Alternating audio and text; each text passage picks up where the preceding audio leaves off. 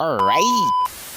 Alright! Kumusta mga Kaul TV? Another day, another spearfishing day na punta karon no. Tara ba ni kumorga po itong ganap dire ilaluman sa kadagatan no. Karas ka po sa realidad niya likay sugus balay ba mga small clips, videos, kuan na tong topic, techniques para ikasakpa share na to dire social media.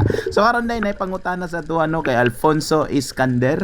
Sir, yun sa nimo pag lubag ang imo ang 3x16 nga shaft. Ani nga spear gun nga tong gamit karon nga pangalan na tong Dawn pistol. So akong gibuhatan ni sir no, isa ko lang siyang gibitay niyo. Akong gibutangan og kanang sako nga murag bugat gid kayo mga around mga 40 or 50 kilos niya. Ginahinay ra ko siya glubag no, hantod nga ni action jud siya kanang lubag na jud kayo niya maputol ra man siya giya madugay pero maula na tong bantayan no kanang maglikay ta kay basin niya malabtikan niya ta ba. Perti ra bihin king sakita. So gingana ra nako pag style no. Kana pun nga style is na kit-ano pun ako na sa mga kauban na to mga Sparrow nga mao pud ang ilang style sa paglubag sa ilaang shafting or ilaang uhas. So makita ra to na natin mga page ng mga Sparrow da ano nga makahatag og engage yung mga maayong techniques or ideas on sa pag set up sa to ang mga pana diha ano.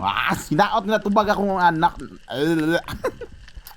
Hinaot nga natubag na ko ang imong pangutan na master no. So ay sa di ano kaya ato sa tirahan ni usa ka asunghan. Klaro na kay gatalikod. Uy gatuo man ko siya dili ni siya maabtan sa tong one bun nga spear gun. Wacha!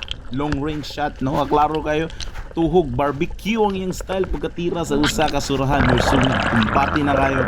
So kani mo ra gyapon tong style sa pagpamana no kanang shallow water hunt lang basta samutdag ka na tong gamit kay kani nga spear gun kani atong Dawn pistol.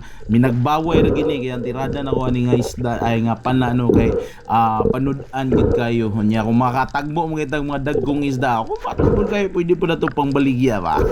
So mga to, alright.